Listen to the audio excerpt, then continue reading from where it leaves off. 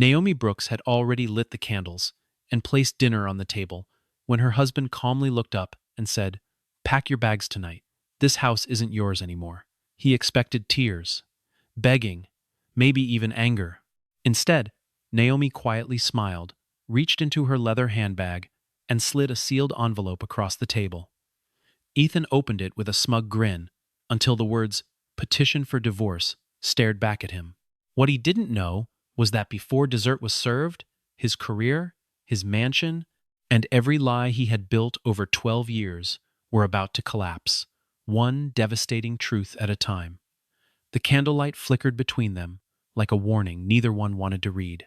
The dining room smelled of rosemary and roasted garlic, the kind of meal Naomi had learned to make in the early years of their marriage, back when Ethan still noticed things like that. She had spent the afternoon setting the table with the white porcelain they only used on their anniversary, folding the linen napkins into careful triangles, arranging a small bouquet of white peonies at the center. The house itself, a 6-bedroom colonial in one of the city's most guarded neighborhoods, gleamed under recessed lighting, every surface polished, every room silent, in a way that had become almost unbearable. It was beautiful, and it was cold, the way a museum is beautiful and cold, a place built to be admired rather than lived in. Naomi had once believed that beauty and warmth could exist in the same house, that the right furniture and the right light could somehow carry the weight. Two people were no longer willing to carry themselves.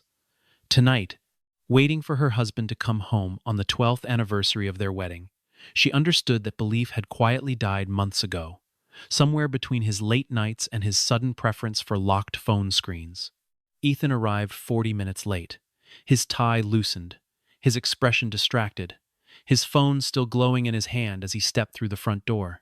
He barely glanced at the table, at the candles, at the woman who had spent the evening trying to save something that perhaps could not be saved.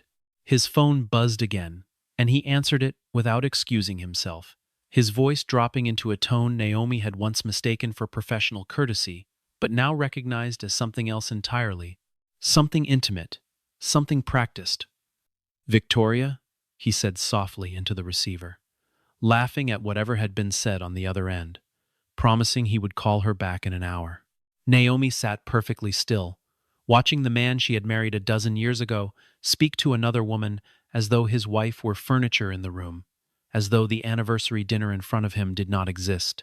She noticed, too, the bare skin of his ring finger, pale where a wedding band used to sit, and she realized with a strange, distant calm that she had not seen that ring in nearly 3 weeks. She had told herself, for a long time, that she was imagining things, that exhaustion and long hours at the office were bending her judgment into shapes that were not really there. But sitting across from him now, watching him end the call without apology and finally take his seat at the table, Naomi understood that the changes had not started 3 weeks ago, or even 3 months ago.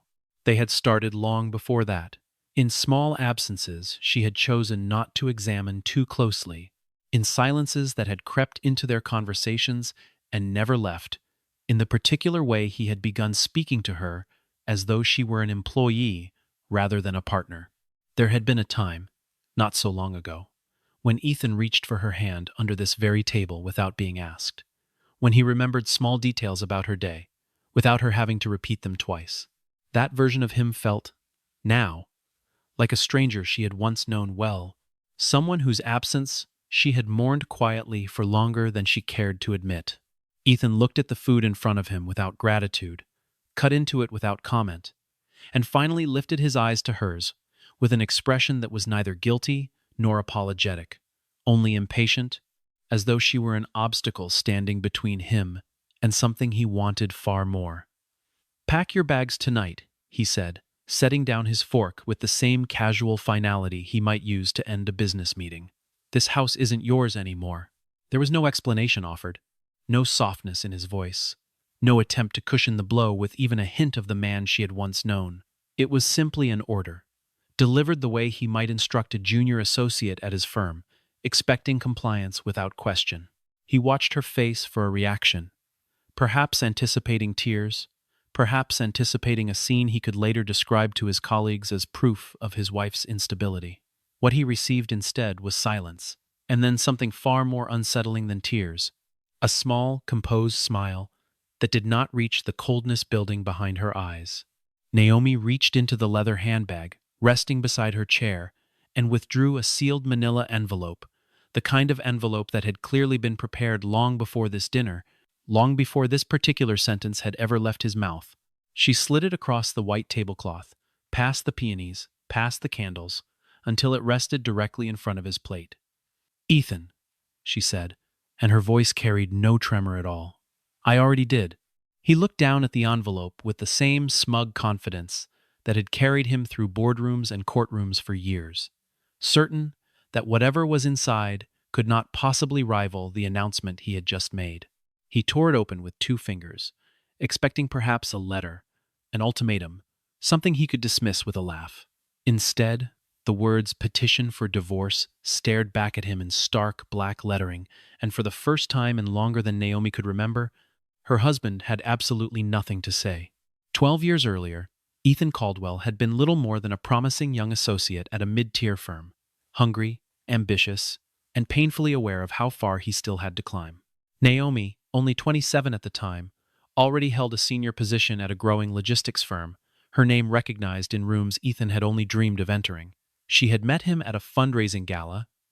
Neither of them particularly wanted to attend, drawn to his sharp wit and his unguarded honesty about how much he still had to learn. What began as conversation over lukewarm champagne became something neither of them expected. A partnership built as much on respect as on affection. Two people who believed, at the time, that they were building something together rather than something one of them would eventually claim alone. In those first years, Ethan spoke often about how lucky he felt, how he had never imagined finding someone who understood ambition without being threatened by it. It was Naomi, not Ethan, who opened the first real doors of his career.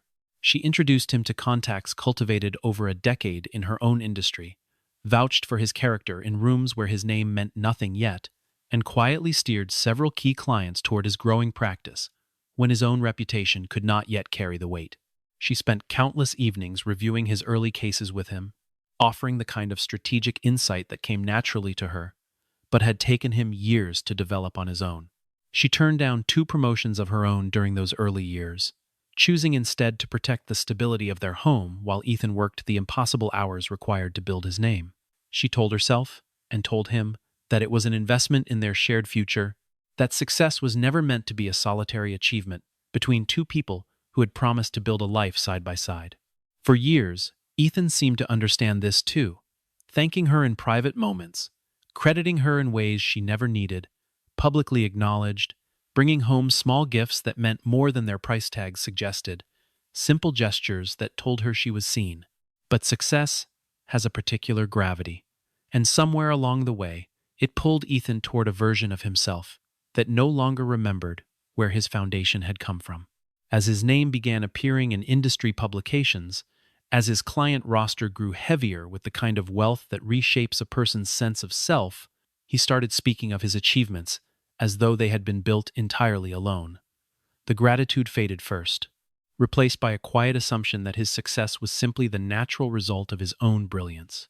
Naomi watched the shift happen slowly, the way erosion happens, imperceptible day to day, until suddenly an entire landscape has changed, until the man who once thanked her for every small piece of advice began treating her insights as obvious, as though he had thought of them himself all along.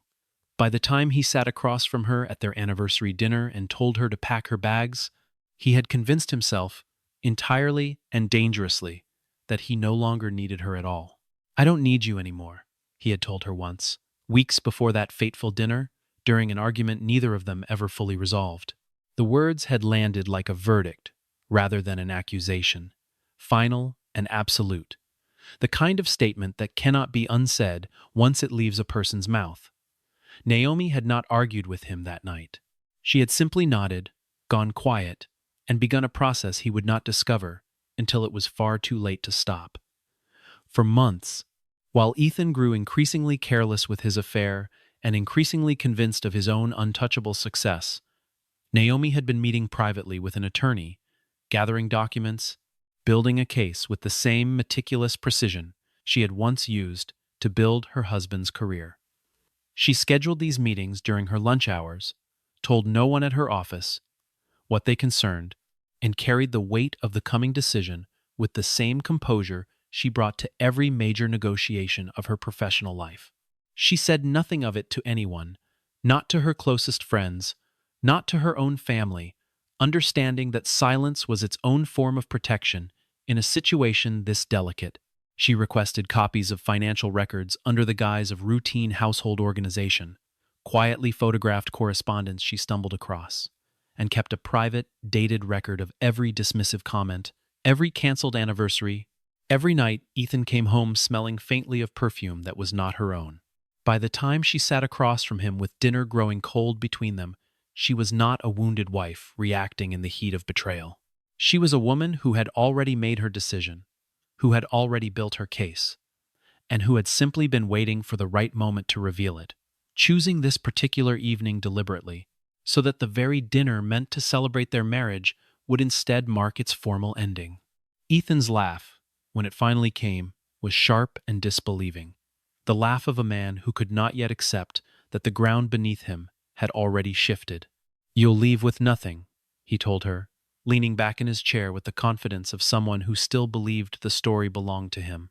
He reminded her, unprompted, of the prenuptial agreement they had signed years ago, an agreement he was certain protected everything he had built, an agreement he assumed she had either forgotten or never fully understood.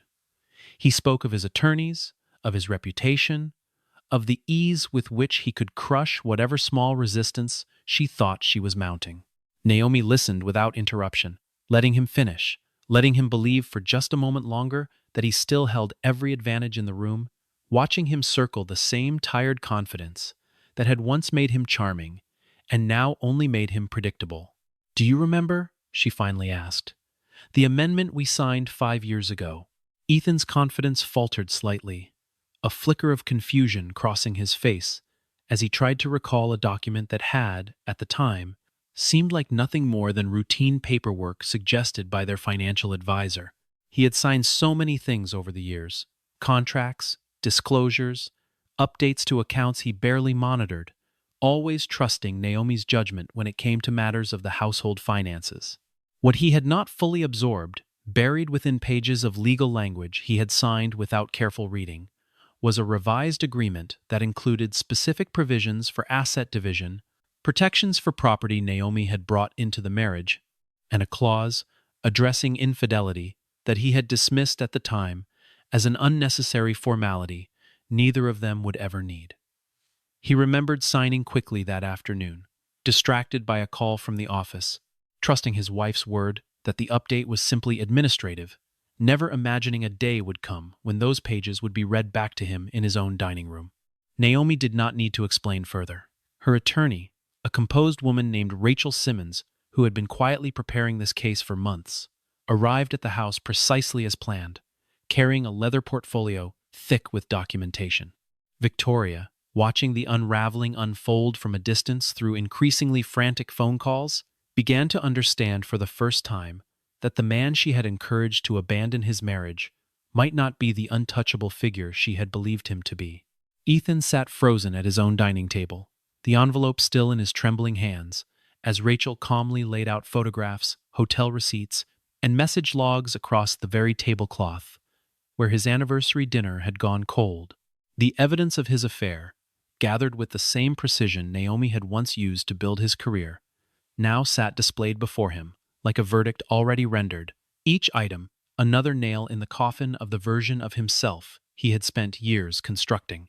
Rachel spoke very little as she worked, her manner entirely professional, her voice never rising above the calm register of someone who had handled cases like this many times before, and understood the particular cruelty of drawing a moment out unnecessarily.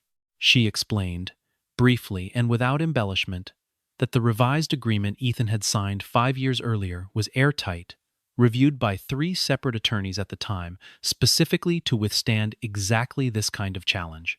Ethan attempted, weakly, to argue that he had been misled about the nature of the document, that no reasonable person could be expected to remember the fine details of paperwork signed half a decade earlier.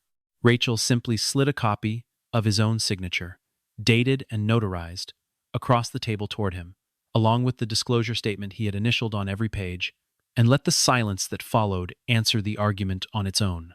There was nothing left for him to say, only the slow, sinking recognition that his own carelessness had handed his wife every advantage she now held. What became clear in the weeks that followed was something far larger than a single affair or a single broken promise. Naomi had never simply been a wife standing quietly in her husband's shadow, content to bask in reflected success. She had been the architect behind decisions Ethan had long claimed as his own, the strategist who identified undervalued clients before anyone else in his firm recognized their potential, the calm voice in every negotiation who understood how to read a room he often misjudged. Old emails surfaced during discovery, messages in which Ethan himself had once thanked her for insights that shaped entire case strategies, meeting notes in her handwriting, outlining approaches his firm later adopted as standard practice. Colleagues who had worked alongside them both, when quietly approached, confirmed what Naomi had always known, and Ethan had conveniently forgotten, that without her guidance in those early years, his career might never have found its footing at all.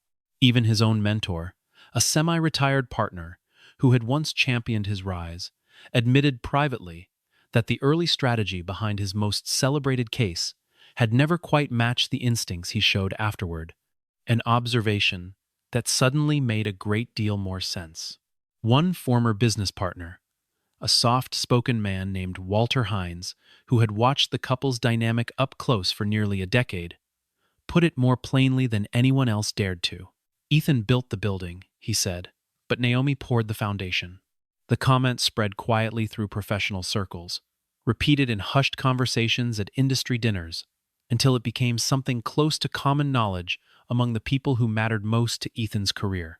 Clients who had once admired his confidence began to notice, for the first time, how often his most impressive strategies traced back to ideas Naomi had quietly seeded years earlier. The realization did not arrive all at once, but it arrived steadily, the way truth often does, until even the people most invested in Ethan's success could no longer ignore where the real architecture had come from. Some expressed quiet admiration for Naomi upon hearing the truth, wondering aloud why a woman of her evident capability had spent so many years working in service of someone else's ambition instead of her own. A younger associate at Ethan's own firm, a woman named Danielle Foster, who had idolized him during her first years out of law school, later admitted privately that watching the story unfold had changed the way she thought about mentorship entirely.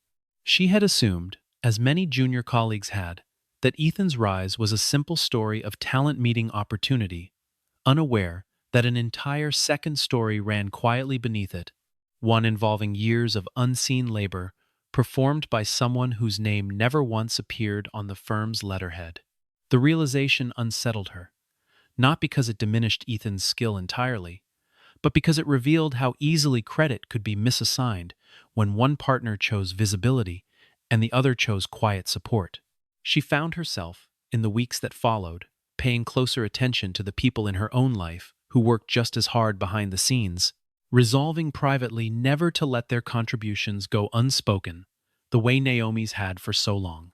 The final blow to Ethan's carefully constructed confidence came when one of his largest and longest-standing clients, a manufacturing conglomerate that had trusted his firm with its most sensitive litigation for nearly 6 years, announced without warning that they would be taking their business elsewhere.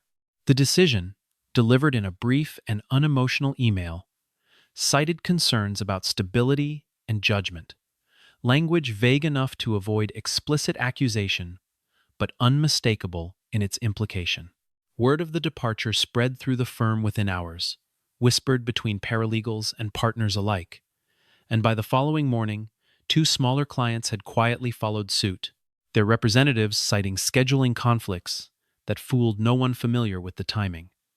Ethan sat in his corner office, staring at his phone, waiting for calls that no longer came, beginning to understand for the first time that the empire he believed he had built alone was showing cracks he had never anticipated, cracks that seemed to widen with every passing day.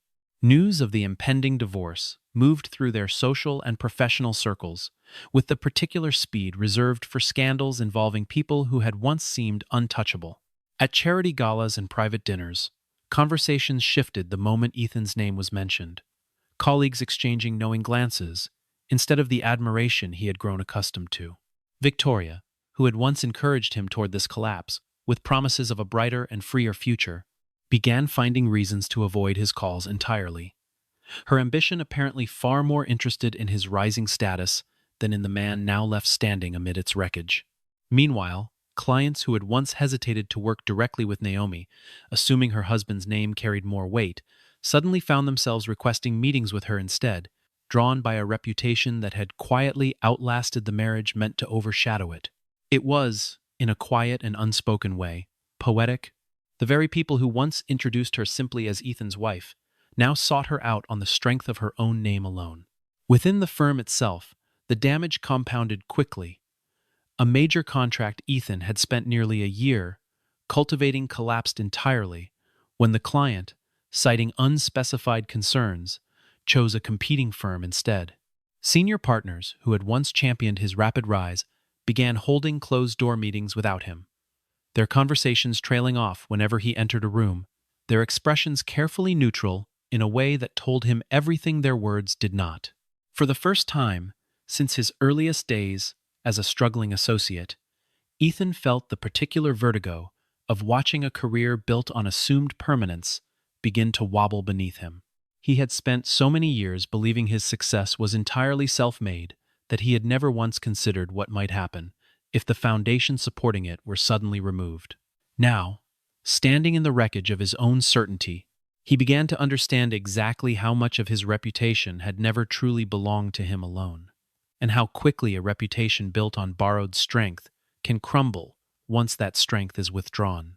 The managing partner of his firm, a stern but fair man named George Whitfield, who had championed Ethan's promotion to senior partner only 2 years earlier, called him into his office on a gray Tuesday afternoon to deliver news that felt inevitable to everyone but Ethan himself.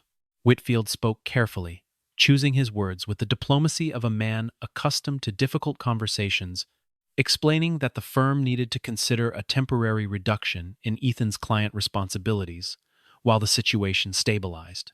Ethan protested, citing years of loyalty and results, reminding Whitfield of cases won and revenue generated, but the older man simply shook his head, unmoved by arguments that no longer carried the weight they once had. Perception is often more important than fact in this business, Whitfield told him quietly. And right now, the perception surrounding your name is doing more damage than any single case could ever repair. Ethan left the office that afternoon understanding, for the first time, that the foundation of his professional world had grown far more fragile than he had ever allowed himself to consider. As if the professional collapse were not enough, Ethan soon received a call from his bank, informing him that several of his outstanding loans, tied to investments he had made, assuming his income would only continue climbing, were now under review. The bank's language was measured but unmistakable, citing volatility in his business standing and recent changes in his financial profile as reasons for closer scrutiny. Ethan sat alone in his study that evening, the same room where he had once confidently signed documents he never bothered to fully read, staring at spreadsheets that no longer told the reassuring story he had grown used to. He thought back, with a bitterness he had not expected, to the years when Naomi handled these very numbers with an ease he had taken entirely for granted, never once considering how much careful attention had gone into maintaining the financial stability he now watched unravel without her. For the first time in longer than he could remember, the man who had built his entire identity around control and certainty felt something unfamiliar creeping into his chest, a genuine, physical fear of what might come next. Desperate and increasingly unmoored, Ethan attempted to reach Naomi directly, calling her office multiple times and even appearing outside her building one afternoon, hoping to speak with her before the legal process advanced any further. Naomi declined every attempt, allowing her attorney to handle all communication instead, a boundary she maintained with the same quiet discipline she had shown throughout the entire ordeal. Around the same time, Victoria discovered, through her own careful research into Ethan's finances, that he had been concealing significant personal debt from her as well. Debt accumulated through lifestyle choices designed to project a wealth that no longer matched his actual circumstances. Recognizing the risk to her own reputation and ambitions, Victoria severed contact with him entirely, leaving Ethan without the mistress who had encouraged his recklessness, and without the wife whose steady presence had once anchored him. Alone in the mansion that suddenly felt far too large and far too quiet, Ethan poured himself a drink he did not need, sitting in the dark long after the ice had melted, confronting for the first time the true weight of everything he had allowed himself to lose. It was during this period of solitary reckoning that Naomi returned to the house one final time, not out of longing or hesitation, but simply to collect the last of her personal documents left behind in the rush of the initial separation. Ethan, startled by her sudden appearance in the doorway of what had once been their shared study, rose from his chair with an expression caught somewhere between hope and desperation. He asked, almost involuntarily, whether there was any possibility of repairing what had broken between them, his voice lacking the confidence that had once defined every word he spoke. Naomi paused in the doorway, folder in hand, studying him with an expression that held no cruelty but also no softness left to offer. She noticed how tired he looked, how the mansion around him seemed to have aged years in a matter of weeks, and felt, for a brief moment, something close to pity rather than anger. "We stopped being husband and wife," she finally said, "the day you forgot how to respect me." There was nothing left to argue after that, only the quiet click of the door as she left, and the certainty in Ethan's chest that whatever chance he once had was now permanently gone. He stood alone in the study for a long while after she had gone, staring at the empty doorway, replaying her words until they settled somewhere he could no longer avoid, a place where regret and understanding finally began to take root together. The formal mediation session took place several weeks later in a quiet conference room downtown, both attorneys present alongside a court-appointed mediator whose calm demeanor did little to soften the tension in the air.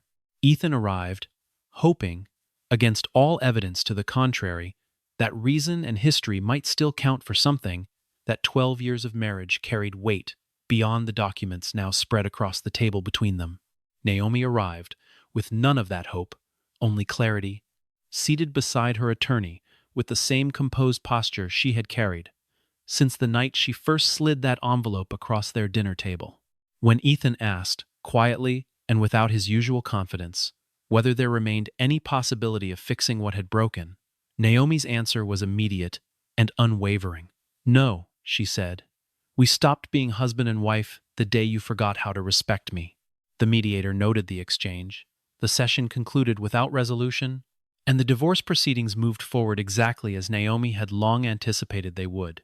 In the days following the failed mediation, Naomi's attorney presented the final terms of the settlement, terms shaped significantly by the very documents Ethan had signed years earlier, without fully understanding their weight.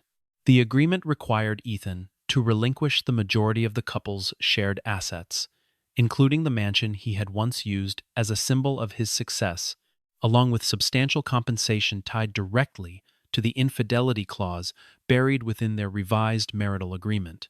His professional reputation, already fractured by months of quiet scandal and client departures, continued its steady decline as word of the settlement's terms inevitably found its way into the same social circles that had once celebrated his rise. Naomi, meanwhile, accepted the terms with the same quiet composure that had carried her through every previous stage of the process, neither celebrating nor gloating, simply acknowledging that justice, however delayed, had finally arrived, that the years of careful preparation had protected exactly what they were meant to protect.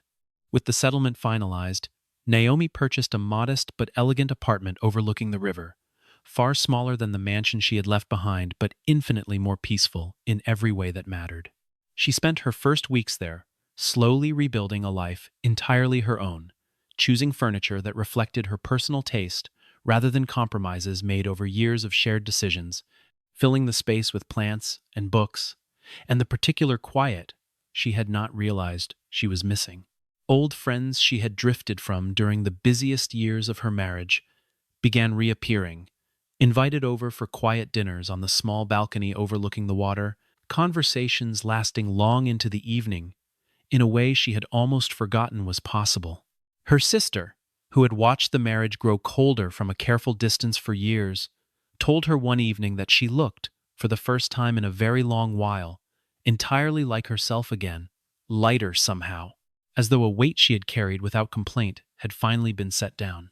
She made no public statements about the divorce, granted no interviews, sought no vindication beyond the private satisfaction of knowing she had protected herself when protection mattered most.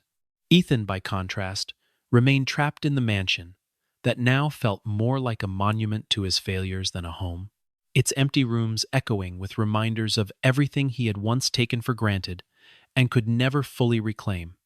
The silence there, entirely different from the peaceful quiet Naomi had found in her new life. Several months after the settlement concluded, a letter arrived at Naomi's new apartment, the handwriting immediately recognizable, despite the years that had passed since she last received anything personal from her former husband. Inside, Ethan had written what amounted to a confession, admitting that he had spent years assuming Naomi would never truly leave, regardless of how he treated her, mistaking her patience and loyalty for permanence rather than the choice it had always been. He wrote of Victoria only briefly, acknowledging that ambition, not love, had driven that entire chapter of his mistakes, and admitted that he now understood, far too late, exactly what he had discarded in pursuit of something that ultimately meant nothing at all.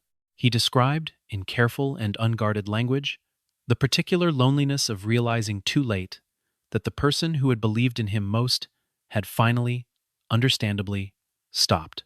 Naomi read the letter slowly in the quiet of her living room, taking in every word without allowing herself to rush past the discomfort any of it might stir. Outside, the evening traffic hummed faintly along the river, ordinary and indifferent, a reminder that the world had continued moving forward, even while she sat with a letter that once might have undone her entirely. She found, to her own quiet surprise, that the words no longer carried the power to wound her the way they might have months earlier, when the wound was still fresh and the anger still close to the surface. Time, and the steady work of rebuilding, had done what neither apology nor explanation ever could, and she recognized in herself a peace that felt earned rather than given. When she finished reading, Naomi did not cry, and she felt no rush of anger demanding release. She simply folded the letter carefully along its original creases, the same way she folded important documents she intended to keep rather than discard, and placed it inside a small wooden box where she stored a handful of items from her old life. Mementos, she had decided, were worth remembering, without allowing them to define her future. There was no bitterness in the gesture, only closure, the quiet acknowledgement that a chapter had truly ended, and that she had emerged from it whole rather than broken. She set the box on a shelf beside a photograph of her parents, closed the lid, and turned her attention back to the life she had already begun building without him.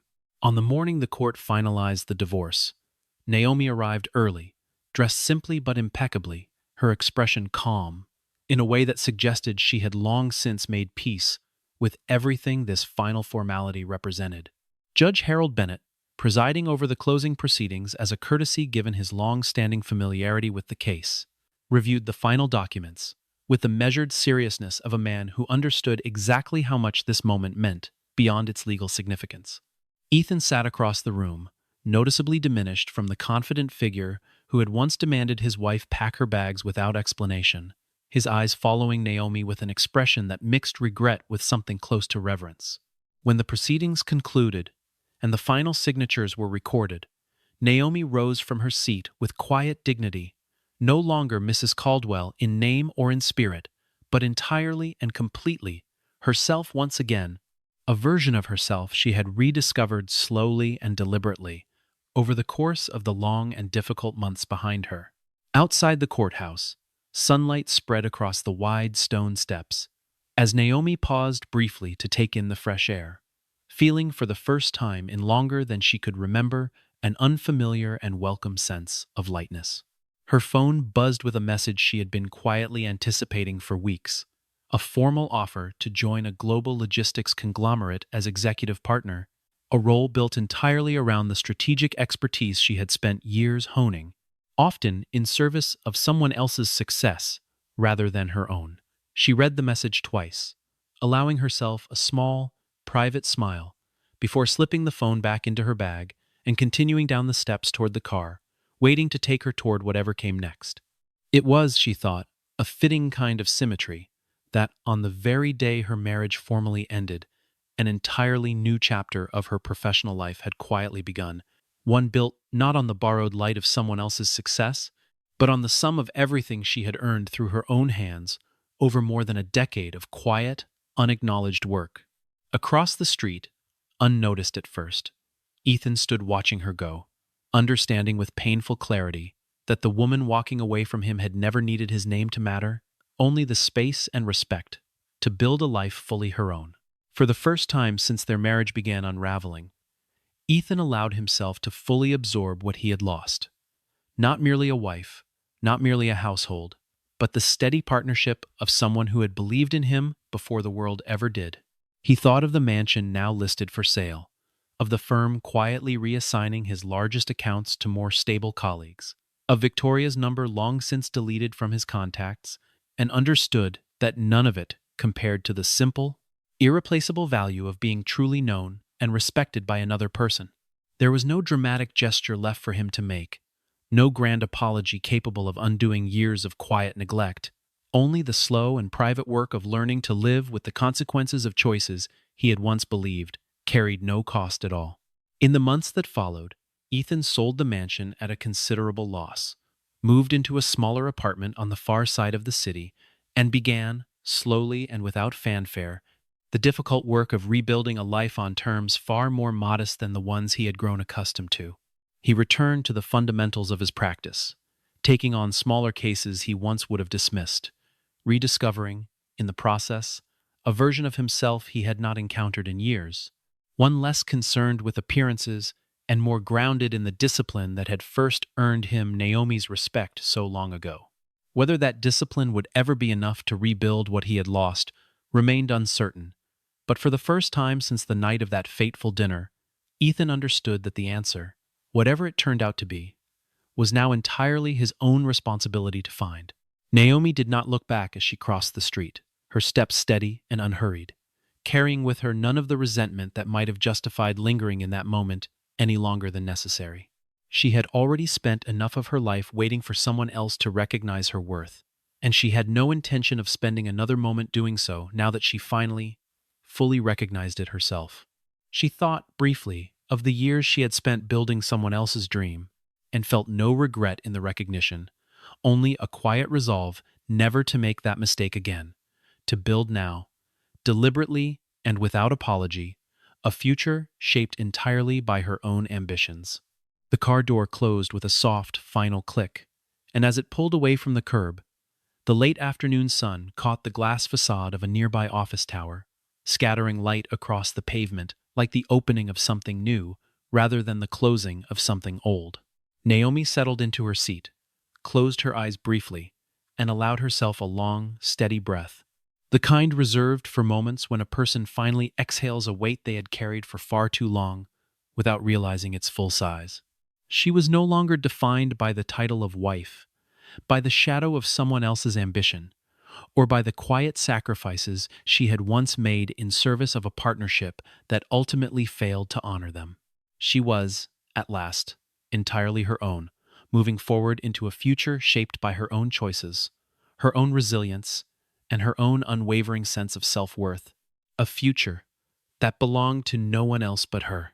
Respect, she understood now more clearly than ever before, is the true foundation of love, and the moment respect disappears, love begins to leave long before the people themselves ever do. It had taken 12 years, one quiet dinner, and a single sealed envelope to teach her the truth she now carried forward without hesitation, that patience is not the same as permanence, and that the strongest thing a person can ever do is walk away with grace, when grace is the only thing left worth keeping. Somewhere behind her, in a city growing smaller by the mile, a man sat alone with the wreckage of his own certainty, while ahead of her, past the glass and steel and the last light of the day, an entire life waited that finally, completely, belonged to no one but her.